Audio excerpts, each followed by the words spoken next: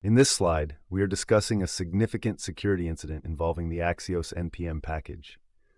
On March 31st, 2026, a sophisticated supply chain attack was discovered.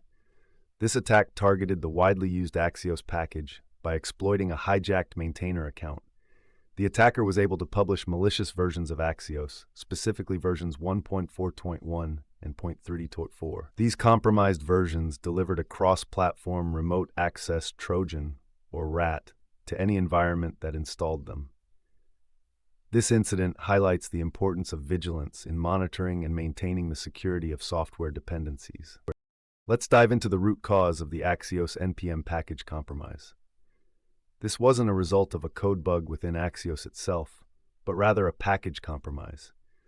The attacker managed to hijack a maintainer's NPM account, which allowed them to publish malicious versions directly to the registry. This means the vulnerability wasn't within the core library code of Axios, so there's no CVE or common vulnerabilities and exposures associated with it. The trigger for this compromise was a postinstall hook. This is a script that executes automatically during the npm install process without any additional user interaction. Essentially, once a fresh install of the package occurred, the malicious payload was executed. This is important because it means any environment installing these compromised versions could inadvertently run attacker code. This included environments like developer laptops, continuous integration runners, and containerized build systems. The attack was particularly insidious because it leveraged a trusted, widely used package, allowing it to spread silently and efficiently. This slide focuses on who is potentially exposed to risk due to the malicious versions of Axios being published. The exposure is primarily linked to the actions taken during the time the compromised versions were available on npm. If anyone executed commands like npm install or npm update during this period, they might be at risk.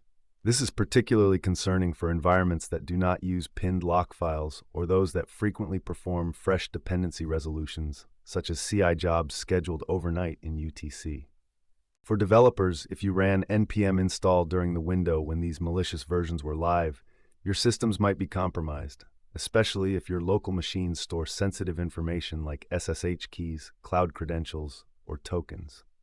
For CI/CD systems, the risk is greater for pipelines that lack pinned lock files or use fresh dependency resolutions. These systems are especially vulnerable if they performed overnight automated jobs, as they might have inadvertently resolved to the malicious versions without any indication. Finally, for anyone handling secrets, machines that hold sensitive information such as cloud keys, SSH keys, npm tokens, GitHub tokens, and CI secrets are at a heightened risk of exposure. In all cases, it's crucial to assess and possibly secure any systems that might have interacted with these compromised versions during the live window. This slide delves into the install chain that was exploited to deliver a Remote Access Trojan, or RAT. It started with a compromised version of the Axios library. When users ran a routine npm install, this version injected a malicious dependency. This dependency executed a setup script, which then communicated with a command and control server controlled by the attacker. The final stage involved dropping a RAT binary specific to the user's platform, whether macOS, Windows. To break it down further, the malicious script was designed to look like part of legitimate build tooling, making it harder to detect. It used a dependency named plain crypto.js to blend in, and the communication to the attacker's server was carefully hidden to avoid detection by basic security measures. Forensic evasion was a key part of this attack, so it's crucial for defenders to scan for the specific artifacts on each platform and take measures to block the command and control domain. Let's focus on the immediate response actions you need to take following this attack. First, you should run specific detection commands in every affected repository and CI environment without delay. Use grep commands to search for the compromised versions 1.11 or 0.30.4 in your package.lock.json files, as well as plain crypto.js in yarn.lock.